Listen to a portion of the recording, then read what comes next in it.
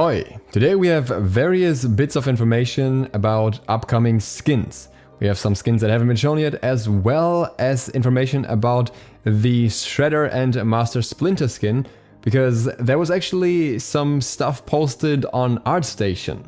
And through those posts we can actually find out who the characters are that will be getting these skins.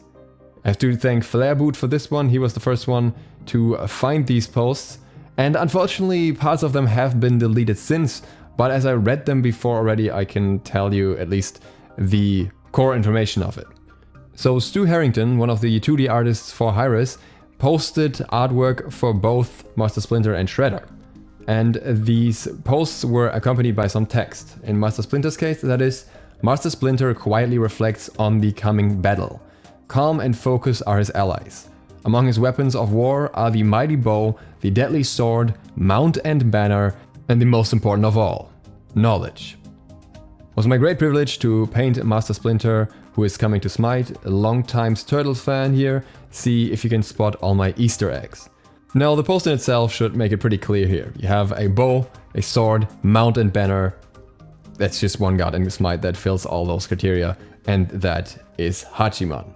And if you need further confirmation, Flairboot actually posted one of the things that was since deleted, and that is Ninja Warrior, an obligatory action shot. Splinter dashes forward, drawing his hidden blade to initiate Hachiman's spin attack.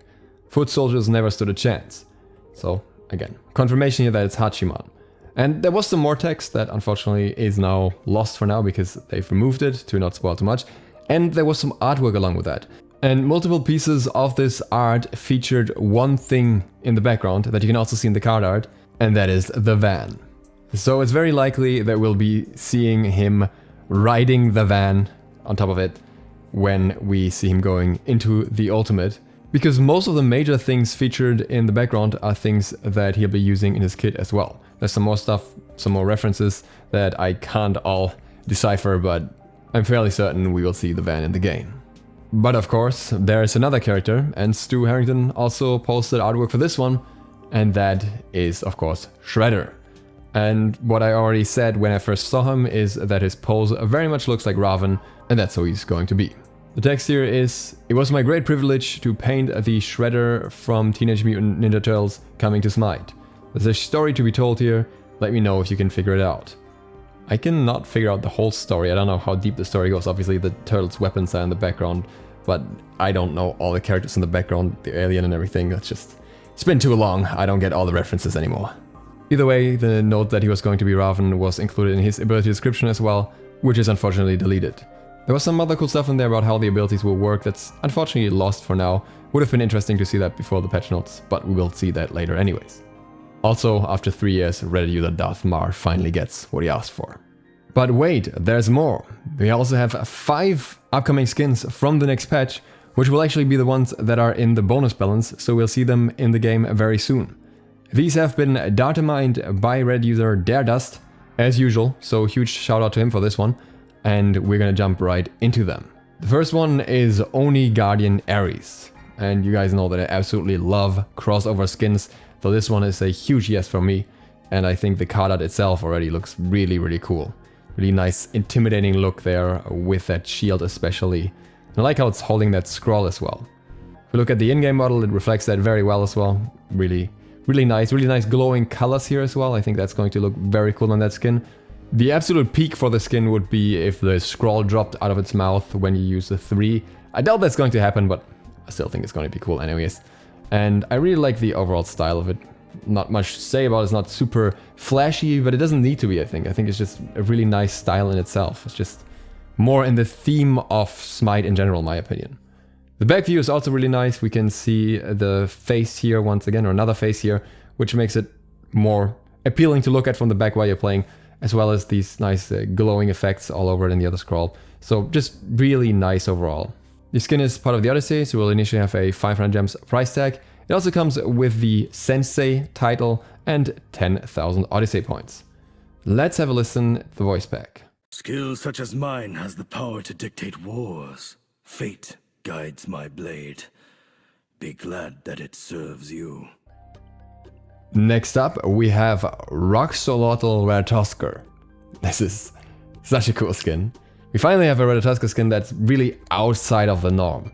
And as far as I could tell from the comments, this was actually a skin that was, well, the result of a community vote. I honestly don't even recall what vote that was at this point, but either way, I absolutely love it. So we have him as an Axol, as a little underwater creature. And what you may notice in the card art here is these glowing, I'm just gonna call them tentacles, which indicates to me that this will be a very strong glowing effect in-game that changes depending on what acorn you're using. So this is going to look different every skin and probably look really nice. Here we can see the in-game model from the front. I really love it, it's really cute. And I think this one in particular will look a little bit better in-game because the shading will probably be a little bit different given that's this underwater theme. It looks a little bit dull here, I would say, but that's probably because of the rendering, which doesn't necessarily 100% reflect the in-game lighting, so keep that in mind. But I still think it looks really cool. We also have a side view this time, so we can see that tail, which also looks really cool, and I guess because of the color here, it's probably gonna change color along with the tentacles. Maybe it's just the tail, but I would think that both changes because otherwise it would just be a little bit of wasted potential and it would make him look a little bit mismatched as well. And then we have the back view. You can see the pocket here a little bit better and we can see the tail again. So very, very nice overall. This is also an Odyssey skin, also for 500 gems with the Rexolotl avatar and 10,000 Odyssey points. So this is really nice if you just want to get halfway through the Odyssey. There are actually a lot of really, really good skins this year in my opinion to just get there. Like Hera, Casino Hera, then the Ares skin we just looked at and this Ratatoskr skin. So really, really cool. Now let's quickly play the voice pack as well. I can feel a great sense of adventure!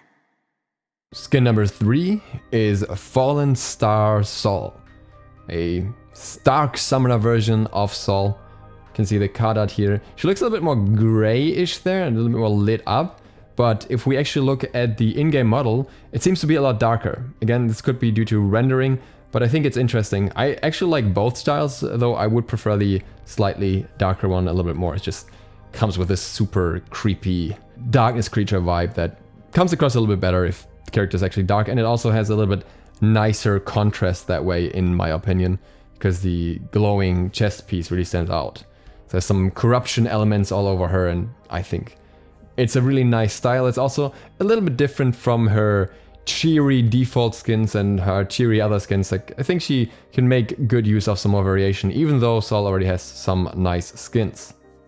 From the back we can see that she has various floaty fabric pieces. Those in a way replace her hair that would normally be in the same, well, length and floating around. So I guess this keeps the visual style overall recognizable if you're playing against her especially, which I think is very important.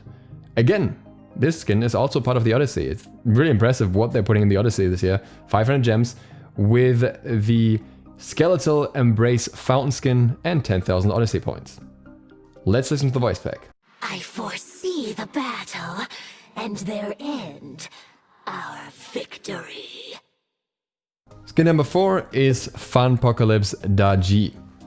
I'm going to show you the card art here, but honestly, I think the card art is kind of underselling the skin a little bit. It's just a weird angle and the lighting is strange. They should maybe tweak that one a little bit and light it up a little bit more. Because this is our in-game model, which I think honestly looks better than the card art.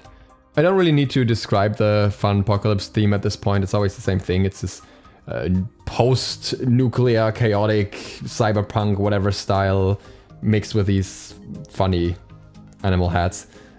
Really nothing new there, so we can go right over to the back view here. I think it's a good fit for this theme, of course. I personally am not a big fan of the theme itself, so I'm not super interested in it. But I will say, in defense of this one, the Paolao is hilarious. It's this, well, scary fun tower basically with the cat face and everything. It just looks really cool. And I think that kind of justifies the skin in a way, even though I personally don't care for it. And you can even see that she's got the other heads hanging down there basically, so I guess maybe she's the leader of them or whatever. And we can also see at the back here that there's actually a little ladder going up all the way, so that's just a nice little detail there. This skin will be in a bundle along with the Crazy Kitty avatar and Apocalypse Recall skin, which means I'm probably going to skip it. let's have a listen to the voice pack. Nothing a few notches of mayhem can't fix. And last but not least, number 5, we have Fenrir. This guy is once again a super cool skin for Fenrir. Fenrir has these like completely out of the box skins, like the dragon one as well, that just look really cool, and you can see how they work. I guess it's because Fenrir has relatively simple animation, so you can basically slap almost anything on there. You just have to make the model bigger for the ultimate and that's it.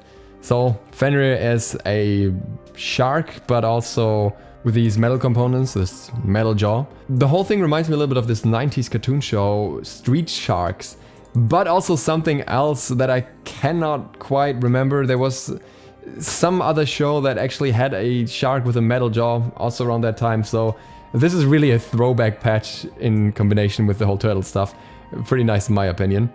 And here's the in-game model as well, very much in line with the card art. Looks really, really cool in my opinion. It's funny how they kind of just gave him normal feet. But I guess, you know, if it's a street shark, there's no logic to them. They just I don't know, they wore shoes in the show, so who knows what's underneath that, what's inside of that. And I guess it makes sense with Fenrir's animations, maybe it makes things a little bit easier. Because he has this kind of like specific walking style of an animal that basically has a double jointed leg. I don't know how to explain it. You know what I mean. They walk a little bit differently, and I think it would look a little bit weird with shoes, possibly. And the back view is here. You can see those double jointed legs once again. And we can also see like a fishnet and little bone pieces and everything. So tiny little details that make the skin nice. The skin is unfortunately not an Odyssey skin. It'll be in the Aquatic Revenge chest along with a bundle containing the new Shark Attack, Jump Stamp and Shark Bite global emote. Let's roll the voice pack. From the dark depths to the battlefield, I'm an apex predator. And that's it for today. Those are all the skins we know about so far. We'll learn about the rest later on, and if you want to stay updated for that, feel free to hit the sub button and maybe the bell so you get notified of all the upcoming videos for the next patch, all the turtle stuff and everything. We're gonna have a look at that in-game as soon as we can and everything as well. So with that, thank you guys so much for watching. I hope to see you for the next one soon. ZiSotto, out.